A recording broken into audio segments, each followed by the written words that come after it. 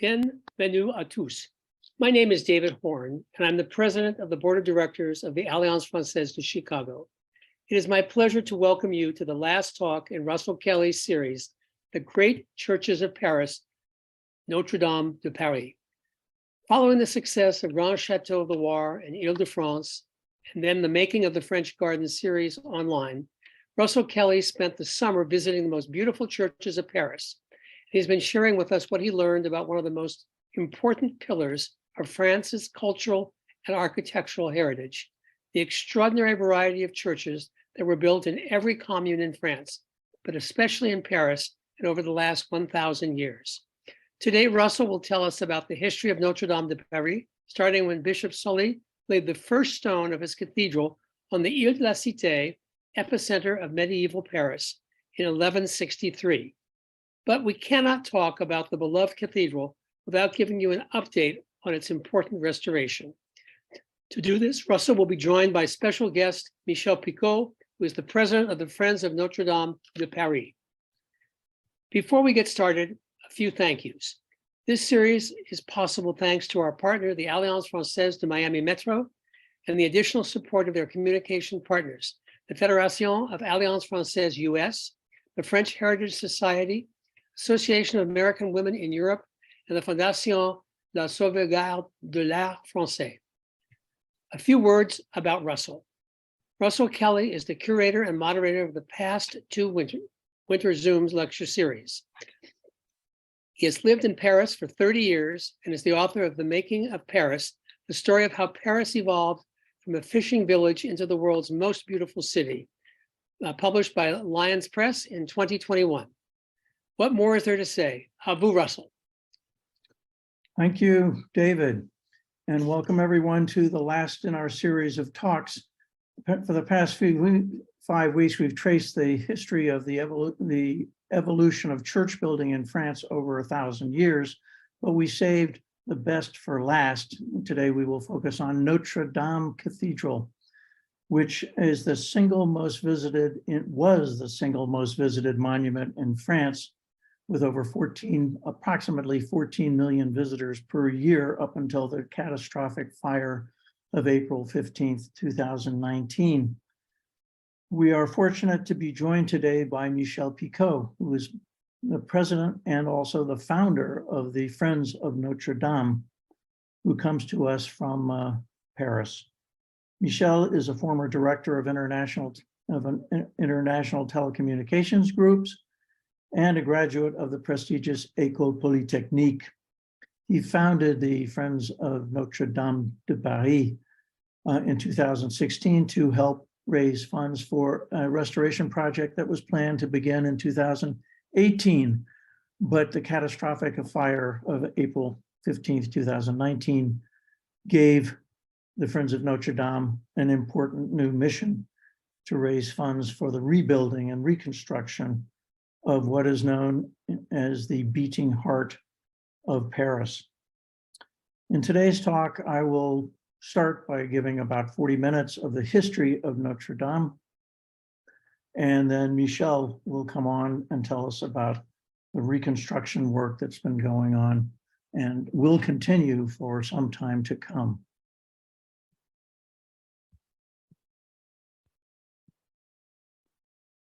So, six of our lectures. And last, the Cathedral of Notre-Dame was the second church built in the Gothic style, the new Gothic style. The first church was the Basilique de Saint-Denis, which is 6 miles to the north. The first church built in what was then called the early Gothic or primitive style.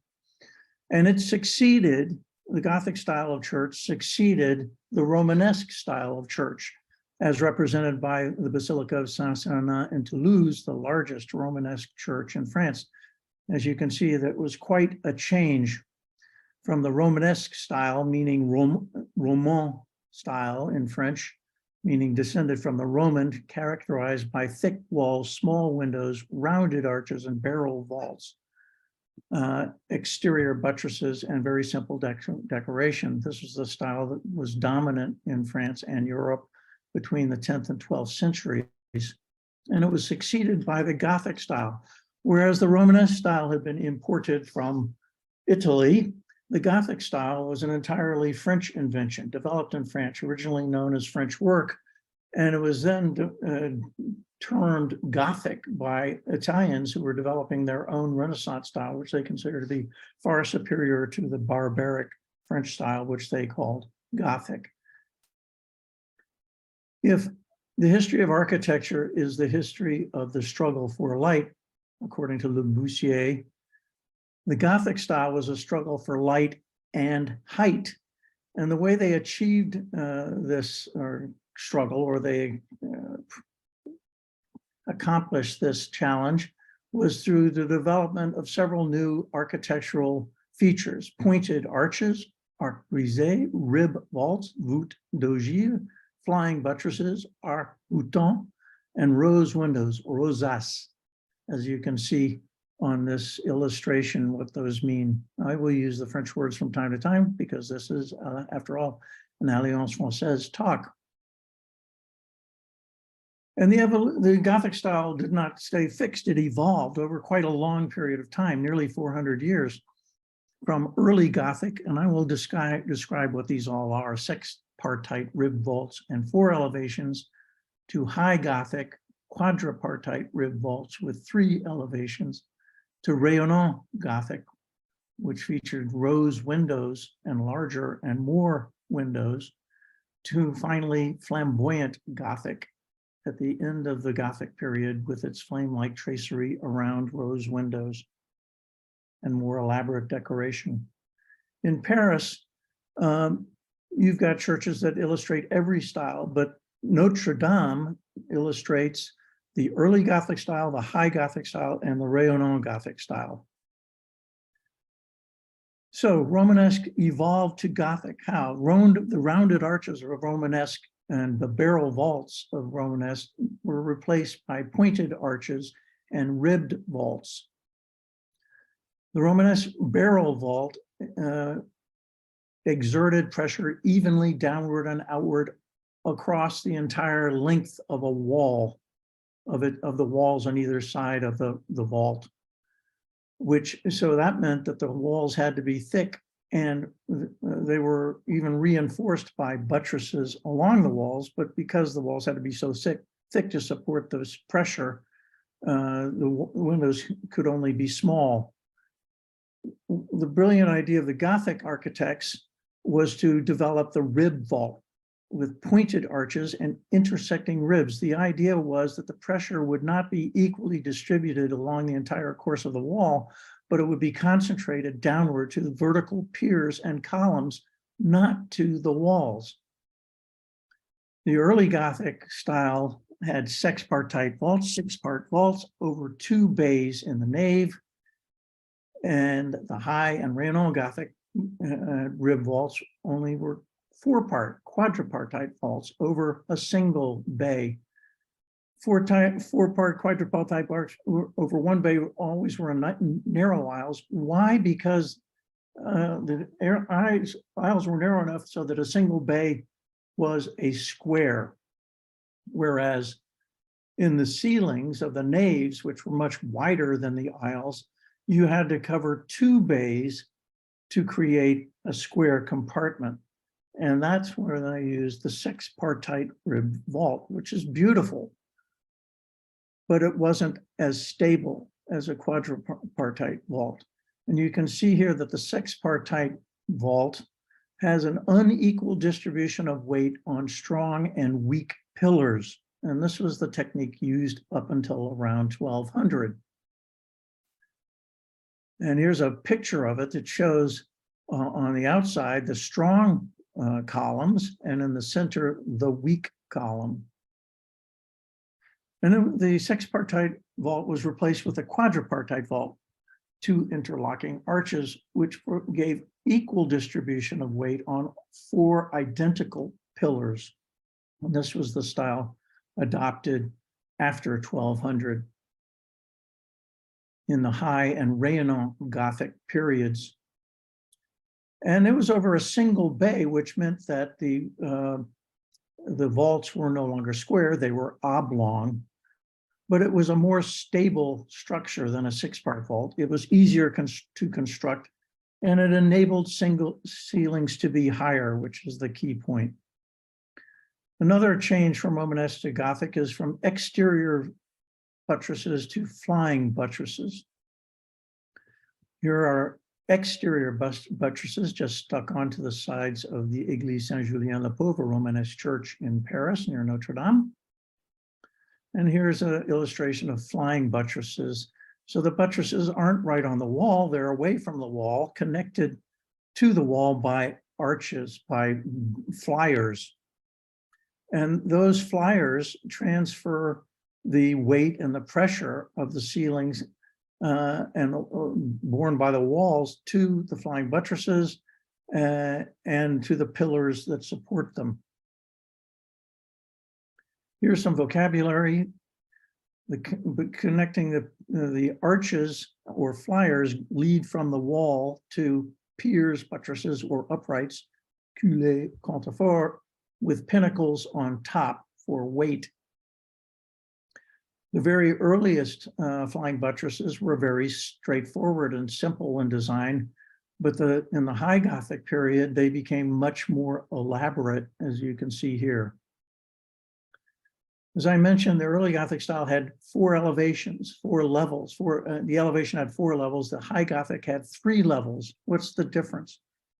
So early Gothic, here's a 4-story elevation. At the bottom, you have the aisles or the arcades. Above it, a tribune or gallery, which is situated directly above the aisle. And above that, a very narrow, small triforium. And above that, at the very top, the clerestory. Here's what it looks like in the Cathedral de Laon. High Gothic reduced the number of stories to 3. They eliminated the tribune. And why did they do that? They did that so that the clerestory windows could be larger, as they are at the Basilica of Saint-Denis. And finally, one of the main changes from Romanesque to Gothic is from simple decoration to elaborate. So here's a Romanesque west facade of the Saint-Lazare d'Auton. Very simple, as you can see, very little decoration, a little in the tympanum above the central portal, whereas the High Gothic of Notre-Dame on the right has a lot of statuary around the portals and a gallery of kings and other sculptural elements. But inside the cathedral, the church, in the Romanesque period, decoration was mainly mosaics, spectacular mosaics, it must be said. But that was replaced in the Gothic style by stained glass windows, no better than at Chartres, which has by far the best collection of early medieval stained glass windows in the world. And the best example, and particularly the decoration in the Gothic period is characterized by rose windows. Now we get to Notre-Dame de Paris. Second church built in the Gothic style, and it was the largest church certainly when it was built. It was subsequently superseded by other churches built around France in the Gothic style, but it was the biggest of its period. It was built, it replaced a Romanesque church that had grown too small, St. Stephen's Basilica, which existed on the east end of the Ile de la Cité in the middle of the Seine River. This slide is looking north. So you've got the left bank at the bottom and the right bank at the top. And Notre-Dame was built at the very epicenter of medieval Paris. And right in front of the facade, about 10 meters from the front of the facade, embedded in the parvis, is this Point Zéro des Routes de France, point zero of the routes of France. All roads do lead to Notre-Dame in France, because if you're in Marseille and it says 432 kilometers to France, to Paris, they mean to this point. So as David mentioned, Maurice de Sully did lay the first stone of Notre-Dame in 1163, and he was certainly the mover and shaker who created Notre-Dame. But it wasn't a straight line. There were a number of steps and changes, and there are, as I said earlier, 3 different styles at one time or another that were used in construction of Notre-Dame. The first style was the early Gothic style that appeared in the nave and the choir. This is a classic plan for a Gothic church. It's in the shape of a Latin cross. It faces east towards Jerusalem. In the center, in the nave, which is the kind of yellow bits, and the orange yellow to the left, and the choir to the right, it's got 4-part vaults and a single ambulatory, which is the passageway on either side of the nave and the choir.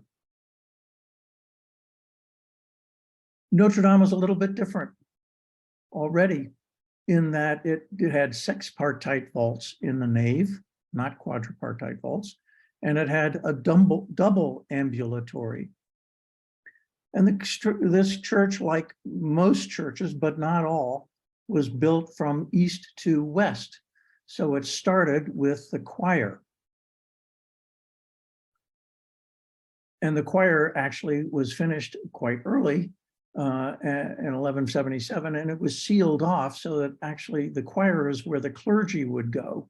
The nave was where the commoners would go. So from 1177, the clergy were actually able to carry out services in the choir of Notre-Dame. Maybe it was 1182. I think that was the date when the choir was consecrated. And then they finished the first version of Notre-Dame in 1220, in the early Gothic style. Here's a photo of a church that's near Milan, southeast of Paris, Collégiale Saint-Martin de Champeaux, which was built around the same time as Notre-Dame. And so this gives you an idea of what the original flying buttresses of Notre-Dame looked like. But then in 1220, things had moved on.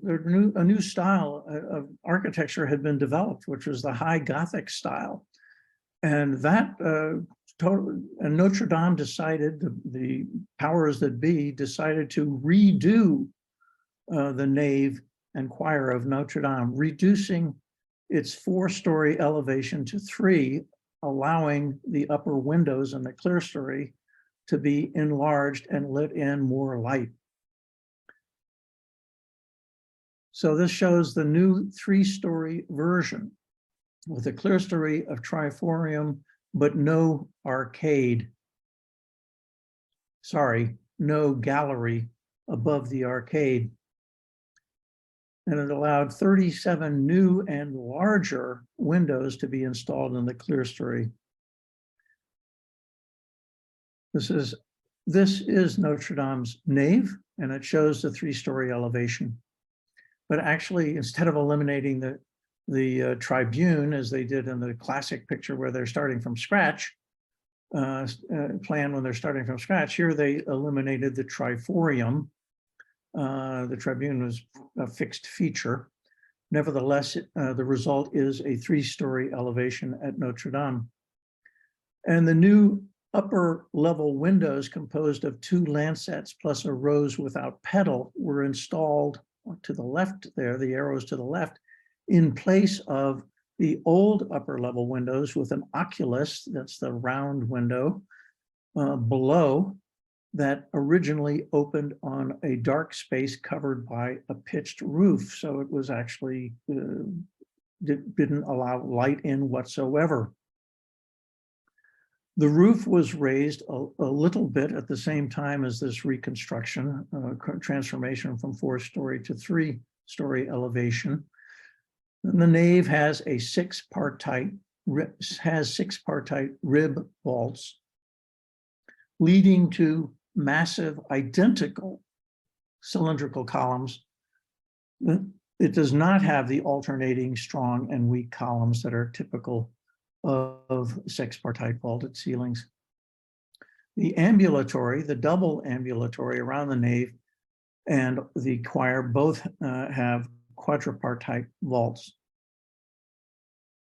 The transept, interestingly, has a four-part vault at the crossing. And then, as you will see, we will talk a little bit later how it was redone even after the roofs were raised and the 3 stories were put instead of 4.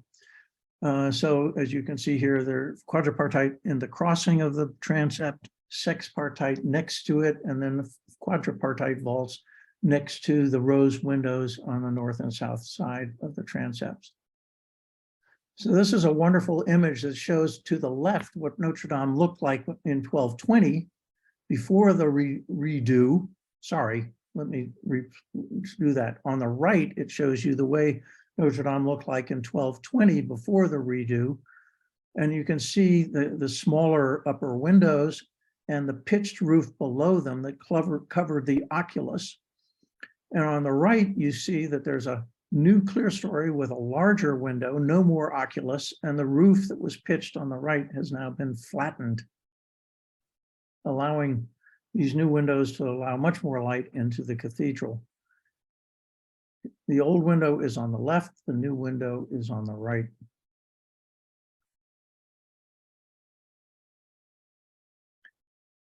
And these very high, thin walls had to be supported not by buttresses, but by flying buttresses. And Notre-Dame uses a single supporting arches and buttresses. There are many, many different versions of flying buttresses, but the single supporting arch and buttress of Notre-Dame, which some of these single flyers are extremely long, especially around the chevet of Notre-Dame at the eastern end of Notre-Dame, where they stretch a full 49 feet to the impressive piers.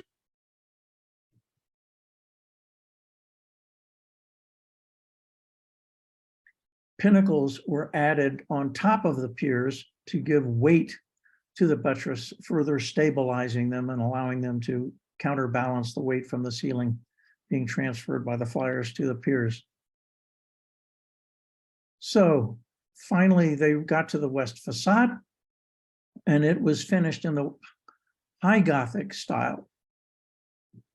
It moved on. They started at the eastern end in the primitive early Gothic style. By the time it got to the west end, it was now high Gothic style, with a very small parvis or square in front of Notre-Dame. The west facade is on multi-levels. We'll go through all of them quickly. There are 3, at the bottom, there are 3 portals, all different sizes, all built at different times, and the statues were all originally painted. The center portal features the Last Judgment with this wonderful, at the center, weighing of the souls. It's worth looking to see what happens to the people who go off to the right on their way to hell. On the left portal, it's the portal to the Virgin, and below the door, or next to the door on the left, is a statue of Saint Denis holding his head. On the right portal is the portal of Sainte Anne, the mother of Marie. And this features a Romanesque tympanum that was actually taken from St. Stephen's Basilica, which is why it doesn't fit in the arched space very well. So it's in the Romanesque style, where the other ones are in the, I think, well, certainly high Gothic, if not flamboyant Gothic style.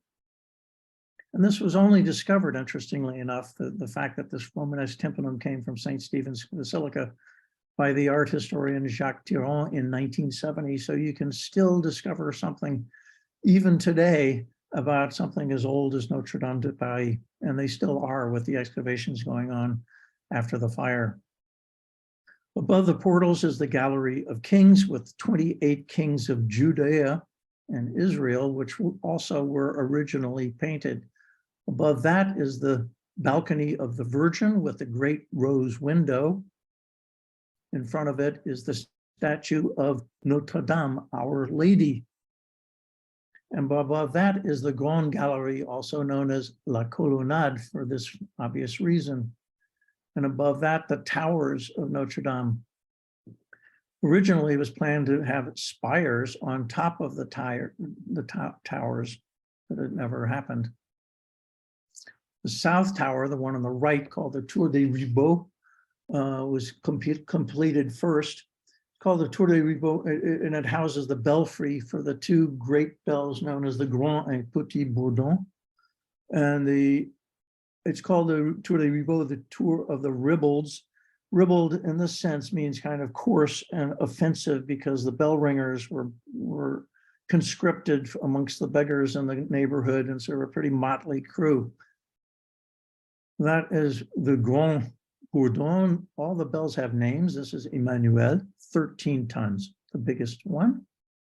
Not the original one. None of the original bells survived. And here's the newest bell, Petit Bourbon Marie, which is considerably smaller, but still huge, which was delivered in 2013 for the 850th anniversary of the laying of the first stone of Notre-Dame. In the North Tower, the Tour Guillaume was completed second, and it houses the belfry for now at least eight smaller bells. On the left, you have the austere Western facade of the high Gothic style Notre-Dame de Paris. By comparison, the rayonnant Gothic style of the facade of Notre-Dame de Reims on the right, much more decorative, to say the least. The nave chapels and the transepts came later. The nave chapels were built from west to east, interestingly, between the piers of the flying buttresses.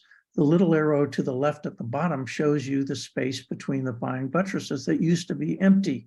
The right arrow to the right and on top shows you that those spaces were filled in by the construction of what were known as lateral chapels alongside either side of the nave. And subsequently, now having filled in that space, the transept did not protrude that far. Therefore, in order to have the transept be at least a little bit further out than the new walls of these chapels, the transepts had to be rebuilt. So the north transept was the first one to be extended further north to the outer wall of the new lateral chapels by the architect Jean de Kelley. This is the first name of an architect that's really mentioned in connection with Notre Dame. Before that, it was only builders. And the north transept facade is known as the Portail du Cloître, the cloister, because the cloister was right opposite. That's where the canons, the chanoines, who administered Notre Dame, were located. And it has the famous transept rose in the rayonnant Gothic style, rayonnant meaning radiating. So the style of the rose window, radiating spokes surmounting lancet windows. It's the only rose window at Notre Dame with the original glass. Next to it is the little red door, which permitted canons to pass directly from the cloister to the choir. Red was the color of women in the Middle Ages, changed to blue in the Renaissance. South transept was extended. The facade was built 10 years later by Jean de Kelley, who then died and was replaced by Pierre de Montreuil. That portal is known as the Portail Saint-Étienne and features a south rose window, also in the rayonnant Gothic style. This one has been substantially rebuilt and restored over the years, but is still spectacular. The third rose window is the first one built, the west rose window above the entrance of Notre Dame. It's the smallest at 10 meters in diameter. The other ones are 13. It's in the wheel style of rose window. It's been located behind the organ since 1730, and no glass in it is original. The Grande Orgue, so you really can't see the rose west rose very well. Huge grand organ, the largest pipe organ in France. The first organ was installed in Notre-Dame in 1330, and the current one, an early version of it, dates back to 1730, but it has been much improved over the last centuries. Finally, above the transept, the original spire, there's only been two, was built directly above the transept crossing. So now we're into the 17th century, skipping ahead. There's Notre Dame sitting proudly dominating the eastern end of the Ile de la Cité. And this was when les Mets de Notre-Dame were given. For virtually every year on the 1st of May, the Goldsmiths Guilds gave Notre Dame's large format paintings, huge paintings by celebrated artists of the time.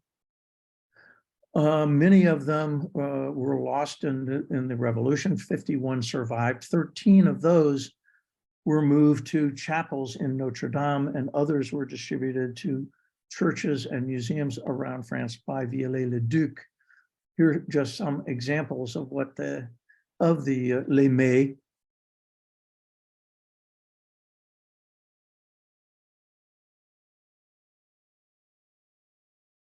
And they were all hung on the alongside the nave. Very different style. And as you can see also in this image, the windows above the nave are clear or grisaille to allow more light to be let in. Here's what Notre Dame looked like in 1739 from the Plan de Turgot. Wonderful painting by Rognet. Now we're up to the 18th century. The choir was redecorated in the Baroque style. The rood screen was destroyed. A new high altar was installed. The walls were whitewashed. And as I showed you, the 12 original stained glass windows were replaced with white glass. The 3 rose windows, fortunately, were left intact. Soufflot removed the center post from the center portal. And the original spire was removed because it was damaged and unstable. The revolution came, Notre Dame was confiscated from the church. It became a temple of reason during the revolutionary period. And the 28 statues of the kings were decapitated. After the revolution, Notre Dame was in a serious state of dilapidation. Nevertheless, Napoleon I decided to proclaim himself Emperor of the French, not of France, at Notre Dame on December 2nd, 1804. He whitewashed the cathedral again and put up a lot of decoration. It looks like he put in a carpet as well as he crowned himself, while Pope Pius looked on to the right. In the 19th century, the restoration movement finally got some momentum with the creation of the Commission of Historic Monuments in 1830, and the first list of historic monuments in 1840. Most 934 monuments, mostly churches and abbeys, but none from Paris, ironically, including Notre Dame. However, Notre Dame was not ignored, but certainly not by Victor Hugo, who published his first big hit, Notre-Dame de Paris, in English, the Hunchback of Notre Dame, which brought attention to the plight of Notre Dame, and he was listened to not only by Prosper Mérimée, but also by Louis Philippe. And the restoration of Notre Dame was undertaken by Jean-Baptiste Lassus and Eugène Viollet-le-Duc, who is considered to be the first restoration architect. There were no galleries, no kings in the Gallery of Kings, no statues beside or between the portals when Viollet-le-Duc and Lassus took on the project, but they replaced all the statuary, but it was no longer painted. The paint had worn off in any event. There was no spire. There were no pinnacles on the piers of flying buttresses. So Viollet-le-Duc installed pinnacles on the piers alongside the nave and choir, and he built a new spire. a new and better spire, much bigger than the original one. This spire, he was inspired by the high Gothic spire of the Amiens Cathedral, the largest in France. The Amiens spire itself, the original one, had been destroyed in the 16th century, when it was rebuilt, and is the last Gothic spire in France. It's 95 meters high, whereas the original one was 78 meters high, 16 copper statues. This was Viollet-le-Duc's idea. The 12 apostles plus 4 evangelists were placed at its base with a cook on top. One of the patron saint of architects, St. Thomas, has the face of Viollet-le-Duc. Inside, Viollet-le-Duc discovered that the oculus had been suppressed when creating the enlarged upper windows of the clerestory. And he restored, therefore, the oculus along in the transept and next to it, which allows us to see how it looked in 1220. The old windows in the transepts, as I say, were restored by Viollet-le-Duc, but they were originally behind a pitched roof outside the triforium, so you couldn't see them. Viollet-le-Duc replaced all 603 gargoyles, which were in terrible shape. Gargoyles are used to drain water away from the foundations of the cathedral. He also added at the Grand Gallery 54 chimeras, and these are purely decorative. They serve no function. So here's Notre-Dame after restoration with a new spire, new statues, new pinnacles, new chimera, and gargoyles. Haussmann, as part of his remaking of the Ile de la Cité, which is a mess here, you can see the very small, relatively small parvis in front of Notre-Dame, and he replaced it with a very large parvis. Moving along, 75 years to liberation of Paris. Charles de Gaulle walked from the Arc de Triomphe to Notre-Dame, where a special mass was celebrated to celebrate the liberation. De Gaulle became president under the Fifth Republic and appointed André Malraux, the author André Malraux, his Minister of Cultural Affairs, who undertook, or at least takes credit for undertaking the Ravalement des Façades de Paris. And here he is in front of a clean Notre-Dame. This is what it looked like when it was dirty in the 1960s. And there was a street that went directly in front of a Notre-Dame. In the 60s, they dug all sorts of underground parking garages in Paris. And when they started to do that in front of Notre-Dame, they came across ruins, Gallo-Roman ruins. So they turned that into the crypt, archaeological crypt of Paris, where you can see Gallo-Roman vestiges. The Galerie des Rois, remember the kings had been decapitated. Well, 20 heads of the kings of Judah were discovered during excavation works elsewhere in Paris in 1977. And now a number of them are on display at the Cluny Museum of the Middle Ages. Renovation works in the 20th century. There was the first Ravalement we've talked about. Stained glass was installed in the 12 windows, replacing the white glass of the 18th century. A new altar was placed at the crossing so that it was closer to the congregation. And the Ravalement, a second Ravalement took place in the last decade of the 20th century, but only for the west facade and towers. On his 213th, in 2013, the 850th anniversary, 9 new bells were installed in the north tower of Notre-Dame. And in front is Marie, and she was installed in the south tower with Emmanuel. The old bells were on display behind Notre-Dame. I don't know what's going to happen once the restoration is complete. A major restoration program began in 2018 with a budget of $185 million, partially funded by the Friends of Notre-Dame, founded by Michel Picaud. Just for this purpose, scaffolding was constructed over the roof, and 16 bronze statues were removed for restoration on April 11th, 2019. And on April 19th, 2019, fire was discovered at the base of the spire, number 1.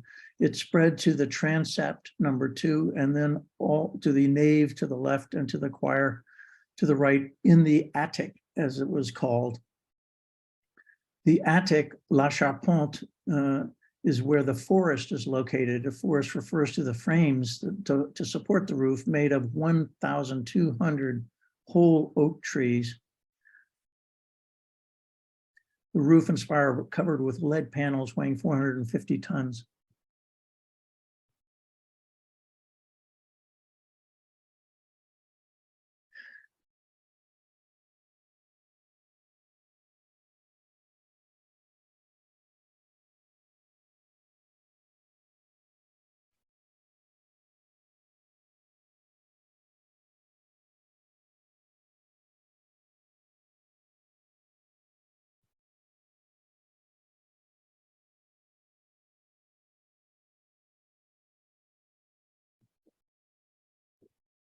The scaffolding was melted.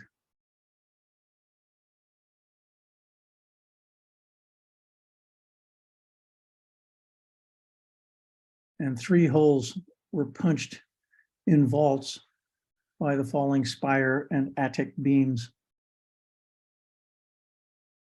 Into the nave they fell. And that brings us up to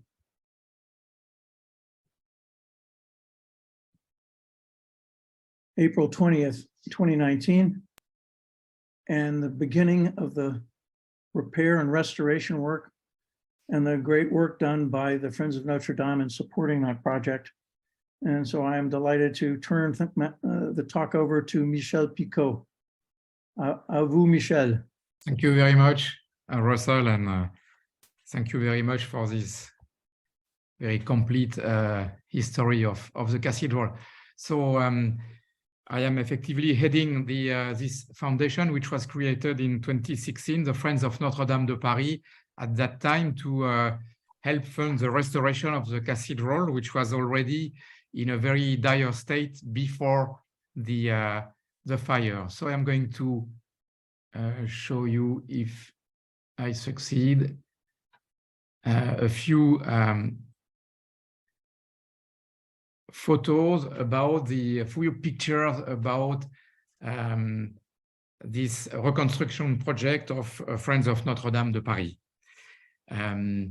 So first of all, I would say, what was the situation after this terrible fire of April 15, 2019? You have seen already a few pictures, but you see that the cathedral was in a very, very bad state, with the big holes in the vaults of the cathedral, so no roof anymore, no spire anymore, a big hole at the crossing of the transept, charred timbers a little bit everywhere inside the cathedral, on the middle picture, in the middle picture, and in the choir.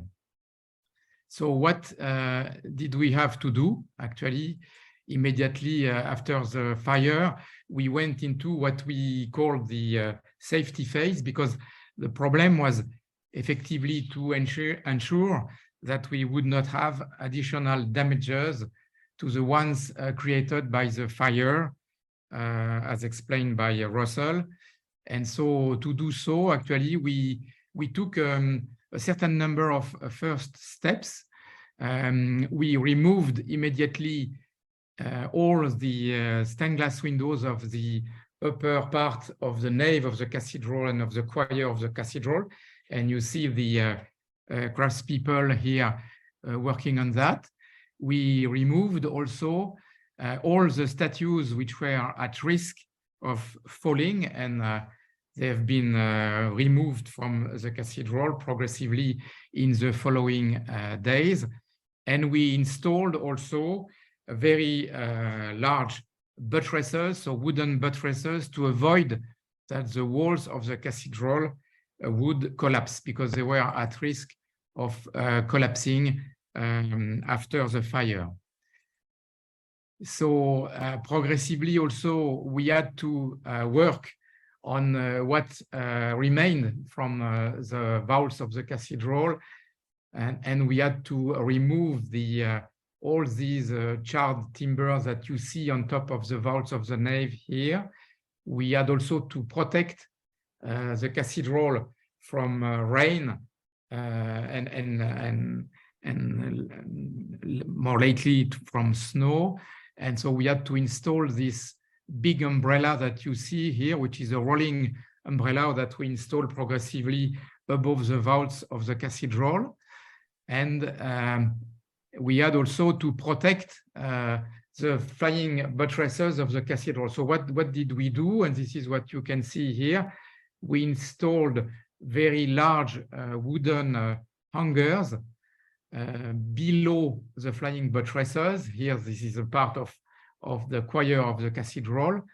And by doing this, we ensured that these flying buttresses, which were already before the fire in a very bad state, would not collapse.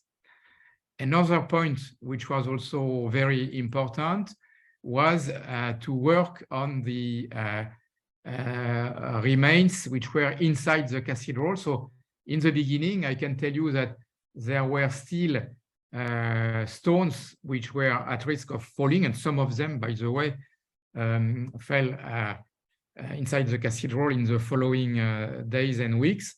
So we had to remove all these remainders with an automat, I would say, that you see here on the left picture.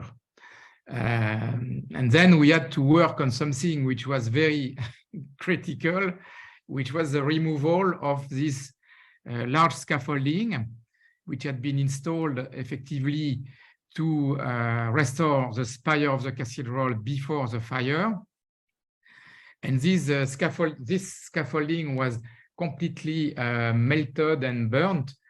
And so it was a very difficult task actually to cut the different parts of the scaffolding and to remove them one by one. And it was especially difficult because this scaffolding in a way helped save the structure of the cathedral, because once the roof disappeared with the fire, once the spire disappeared, actually the balance of the walls of the cathedral was not, I would say, very good. It was very weak. And actually the burnt scaffolding, which you see here on this picture, which actually was on top of the walls of the cathedral, both of the nave, of the choir, and of the two transepts, helped maintain the structure of the walls, which would have collapsed, I would say, if there would not have been this type of structure. And so what we did, on the one hand side, we removed this burnt scaffolding, and on the other hand side, we ensured with wooden buttresses that the wall of the cathedral would not collapse. So this was really the core of what we call the safety phase of the cathedral, which lasted from April 15, 2019 to more or less mid-2021 to ensure that there would not be additional damages to the cathedral. Then we began to prepare the reconstruction itself of the cathedral. So from the end of 2021, and we started with the installation of interior scaffolding that you cannot see actually, but that are the ones I am showing on this picture. So on the left-hand side, actually, we are in the nave of the cathedral, and you see this huge scaffolding inside the nave of the cathedral. In the middle, we are actually at the transept crossing.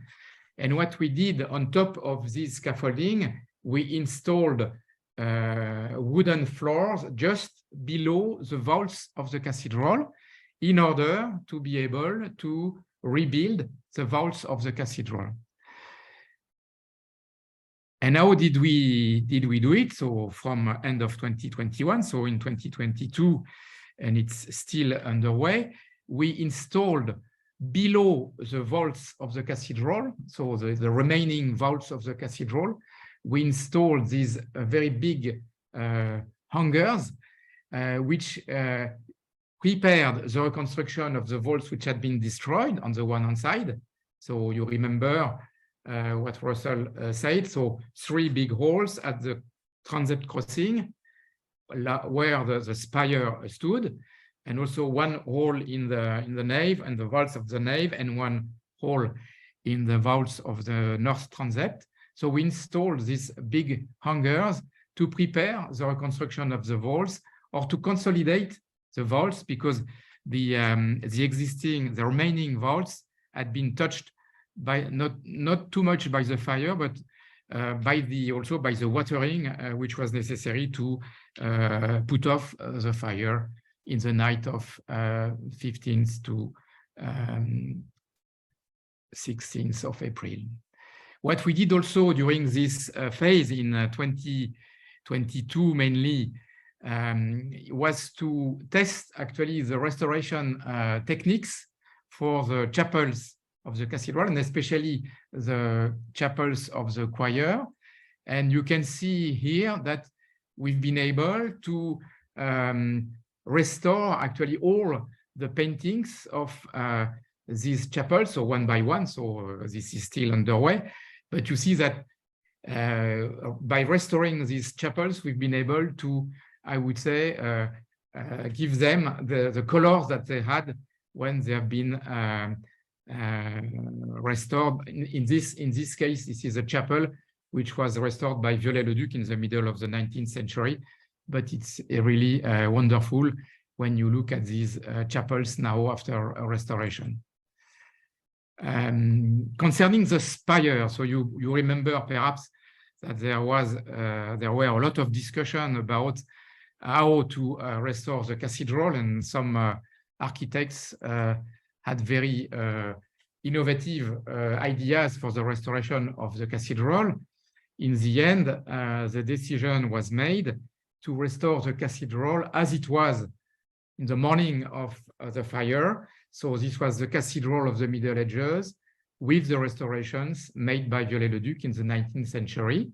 And effectively, this photo of the spire shows it as it was before the fire and as it will be after restoration, which means that we will rebuild exactly the spire of Viollet-le-Duc with its wooden structure inside, with a lead covering outside, and also it will be adorned as it was before by the 16 statues, which you see here in each direction of the spire. So the 12 apostles and the 4 evangelists, or the tetramorph, which is the 4 representations of the evangelist at the bottom of the 1, 2, 3 apostle in each direction.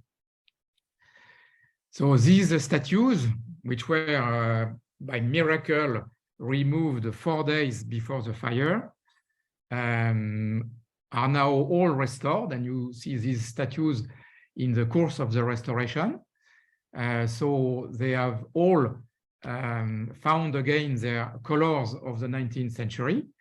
So they are, as you see on the right-hand side, you see how the statue of Saint Thomas will appear, appears now, because now it's exhibited in Cité de l'Architecture et du Patrimoine on the Trocadero Hill, until it will be reinstalled on the spire in 2024, when we will end up the first phase of reconstruction and restoration of the cathedral.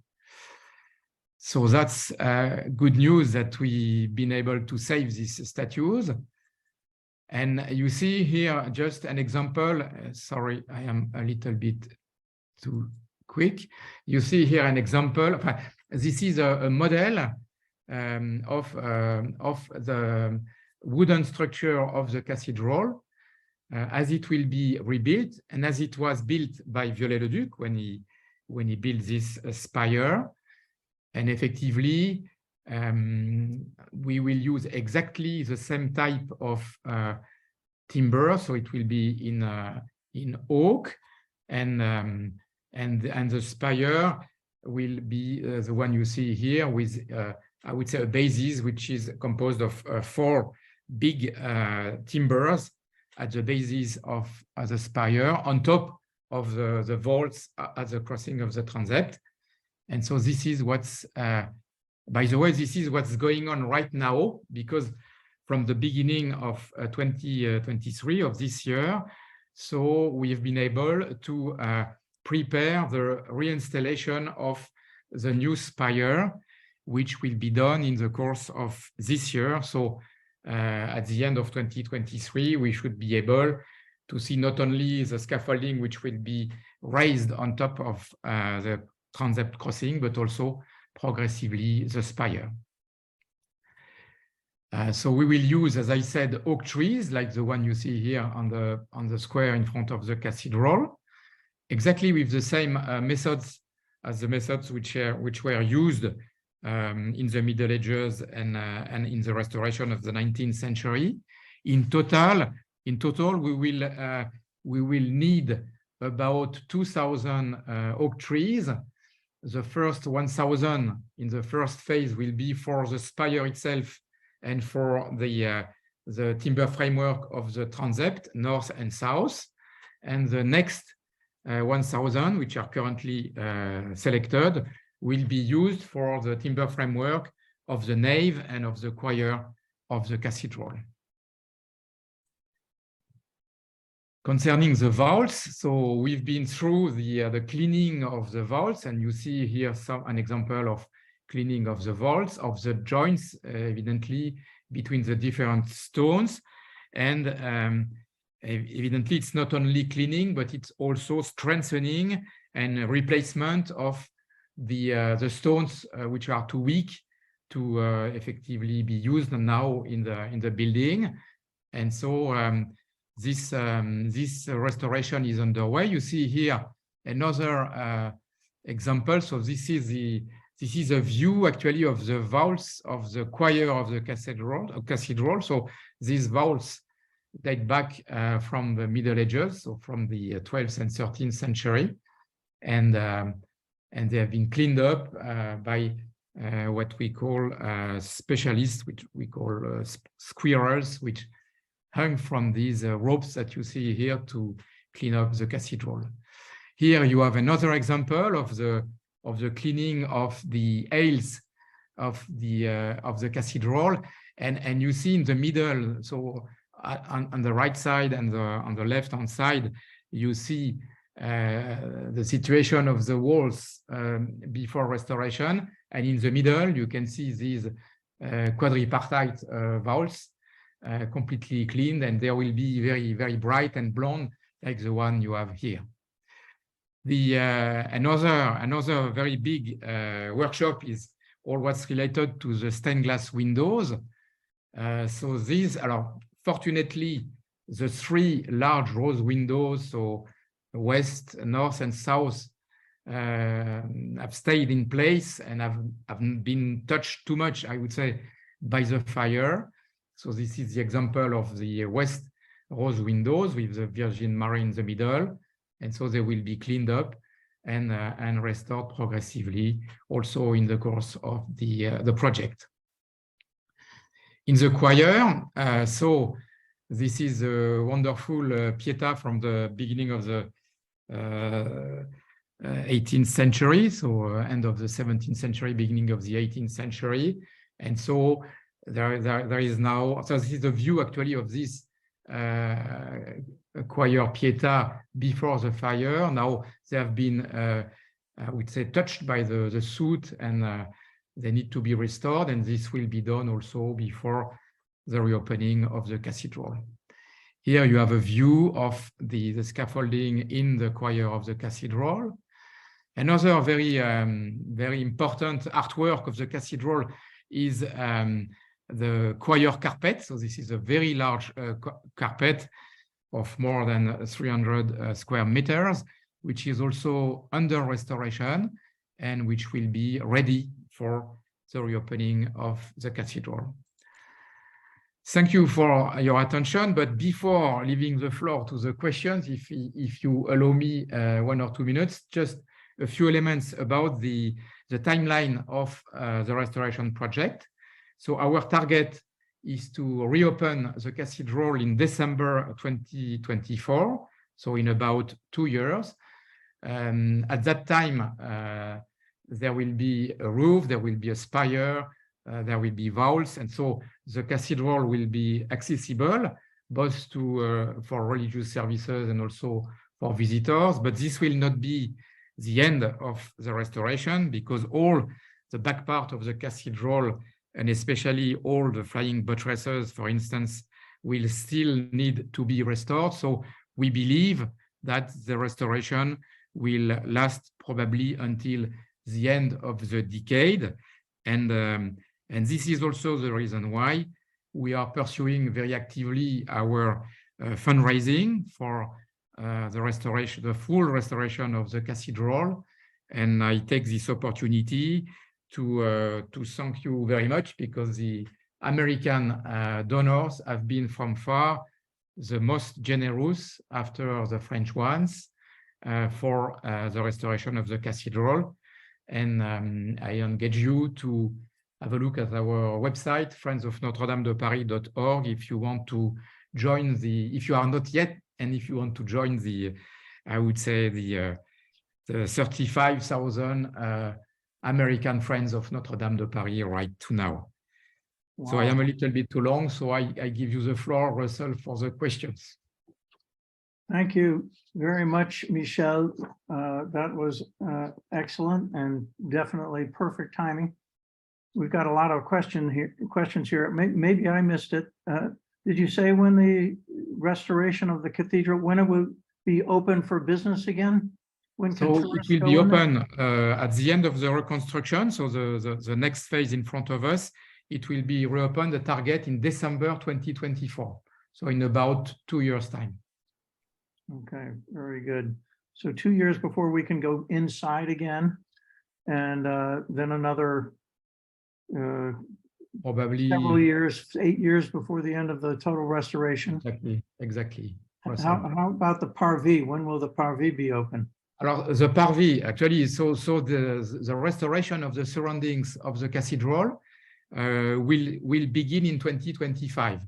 And so it will take probably 3 years before the full reinstallation of the surroundings of the cathedral, which will be very green, by the way. So there will be a lot of gardens all around the cathedral, and the parvis will be reopened. So you know that today it's already half reopened, and so you can now you can go in front of the cathedral. So you have about 1/3 to 40% of the parvis which is open, even if there is in front of the portals a zone which is a working zone for the reconstruction of the cathedral. Okay. Michel, you can stop sharing your screen, I think. Okay. Excuse me. I will stop sharing it.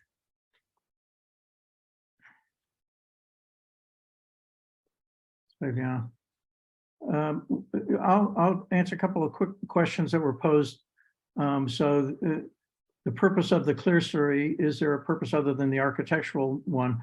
Well, the purpose of the clerestory, which in French is clairvoie, I believe, means to see clearly. So its purpose is to let in light. So possibly you could say it has something to do with letting in heavenly light. But you know, as an architectural matter, it's mainly a window. The first spire was built around 1230 or 1220, and that was the one that was demolished before the revolution, and that was the one that was replaced by Viollet-le-Duc in the bigger version that Michel was just describing. Another question, a technical question, the roof was actually built before the vaults.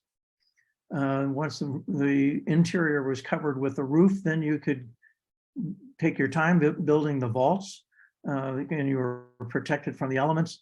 You had to actually have, I believe, kind of buttresses to keep the walls from caving in, because you had flying buttresses outside the walls, but until you had the vaults inside the walls to counterbalance the flying buttresses, it was a tricky business.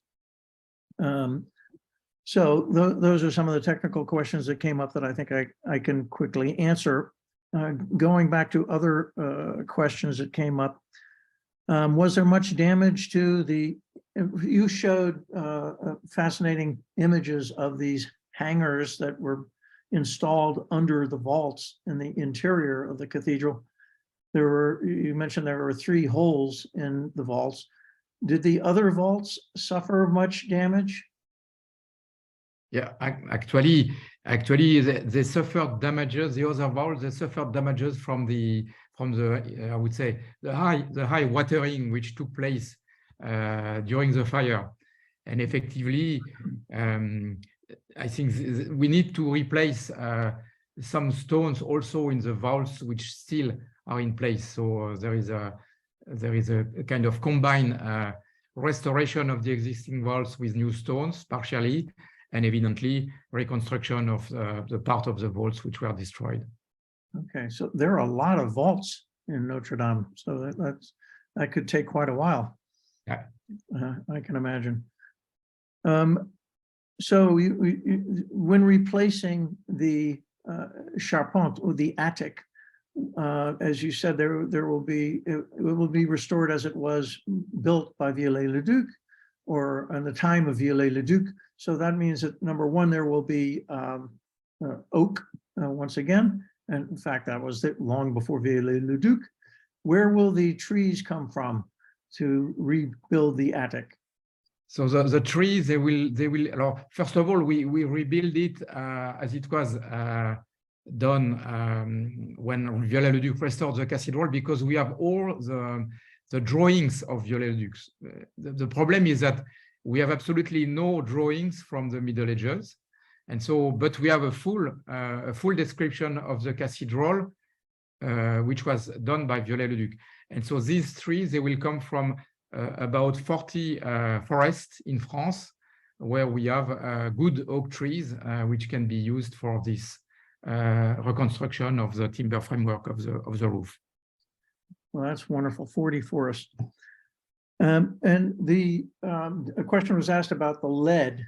You mentioned that the lead was covered the roof, covered the spire, and they will be replaced. A new roof will be also of lead, and the spire will also be covered with lead.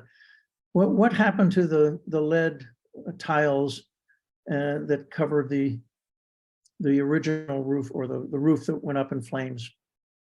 So unfortunately, the lead tiles which were on the roof melted in the fire, and so this is also one of the reasons why we had a heavy pollution by lead inside the cathedral, and this is also why when you look at the craftspeople working in the cathedral, they are with big clothes protecting them from the lead.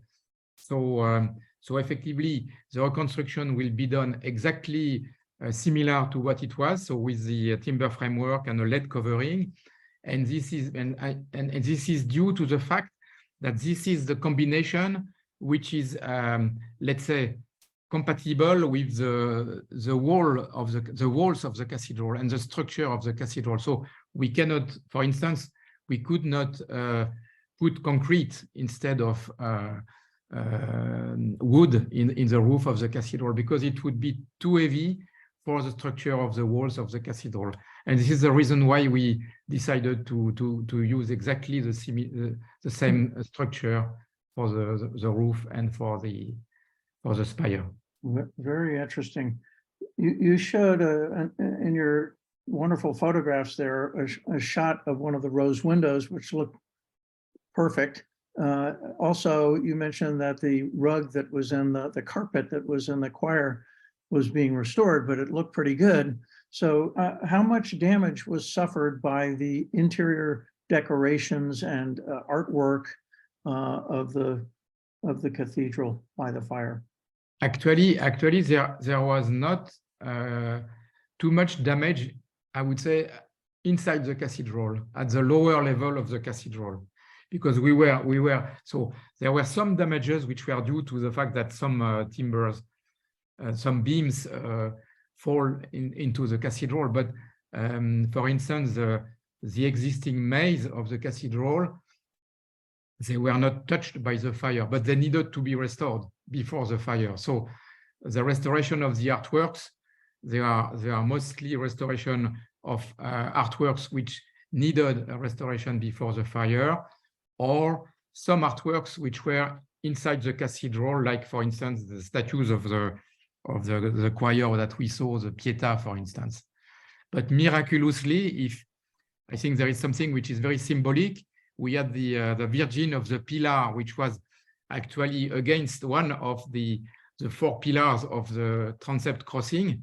And miraculously, this Virgin of the Pillar was saved and actually didn't suffer much damage in the fire. And also the relics survived?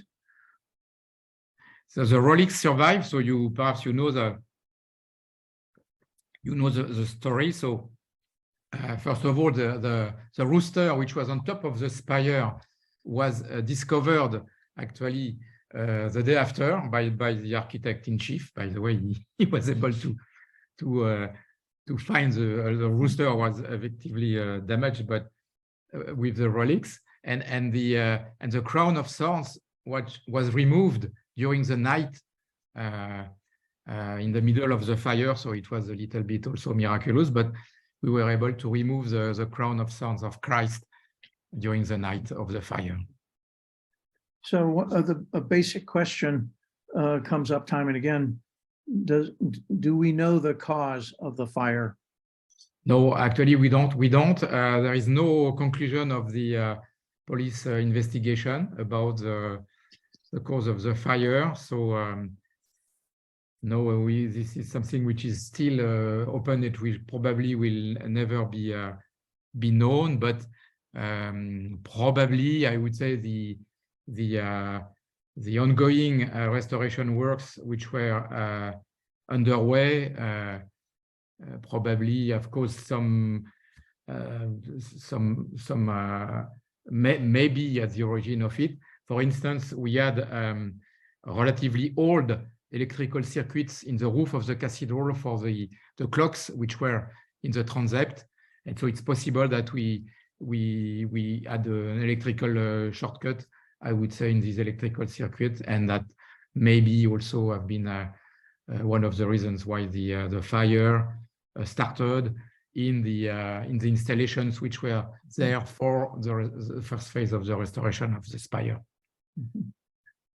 So you said that it's probably going to be working on the restoration of Notre-Dame, not only the interior, but the outside which was in bad shape, unrelated to the fire, through the end of this decade, which will require quite an army of craftsmen, the compagnons.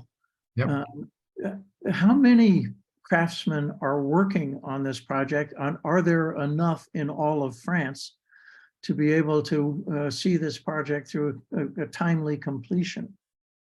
So today we have on site, we have 350 craftsmen inside the cathedral, so on site. We have also people working on the restoration of the stained glass windows, people working on the restoration of the grand organ. So the total of people working is above this number of 350 in the cathedral. We will so there will be a peak in 2023, so this year and next year, and we expect to have about 500 craftsmen in the cathedral next summer. So we have some craftsmen coming from the US, by the way, not very numerous, but we have a few of them working, especially on all what's related to the timber framework and the spire.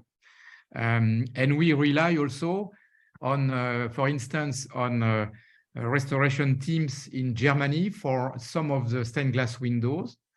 And we rely also, to give you another example, on specialized people for the lead tiles of the covering. So this will come partly from the UK. So you see from the US, from the UK, from Germany. So we have many countries also involved in the restoration project of Notre-Dame. Terrific. Now, we were talking about discovering things. I mentioned that as late as 1970, a historian determined that the tympanum on the Portail Sainte-Anne came from Saint-Étienne Cathedral. I mean, people are discovering things even today about a church as old, a cathedral as old as Notre-Dame. Have there been any discoveries of particular interest that you have made since the fire about the construction of Notre-Dame or other facts related to the cathedral? Yeah, so we made some archaeological excavations at the transept crossing when preparing the installation of the scaffolding to rebuild the spire. And we were able to discover parts of the roof screen of the cathedral, which was taken off, and so and especially some sculptures with remaining colors of this root screen, and we discovered also at the same location we discovered also sarcophaguses of canons of the cathedral, which dated back, not very old, from the 17th, 18th century, but nonetheless, this was a discovery that we made when preparing the rebuilding of the spire. So yes, we had this opportunity, and I am sure that this will also complement our knowledge of the cathedral and of our history. And one last question, Michel. Given all that we have gone through, or you have gone through with this project, have there been any particular changes in the rules and regulations of how we look after our patrimony, our heritage sites, that might reduce the chance of this happening, catastrophe of this scale happening in the future? I think that there are several, let's say, learnings from the fire. First of all, we had no or very light fire protection, so very clearly. So we will install watering protection in the roof of the cathedral, which did not exist, unfortunately, when the fire started, and the security rules and the security teams on the cathedral will be strengthened.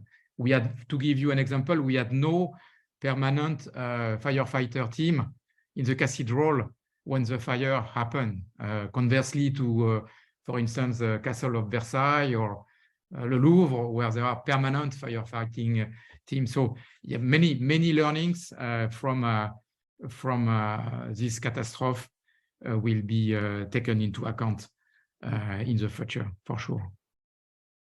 Okay, well, I think we'll have to leave it there. Thank you so much, Michel, for joining us from Paris today with this latest update on Notre-Dame. And we certainly appreciate the good work that the Friends of Notre-Dame are doing. I was interested to hear 35,000 Americans are Friends of Notre-Dame.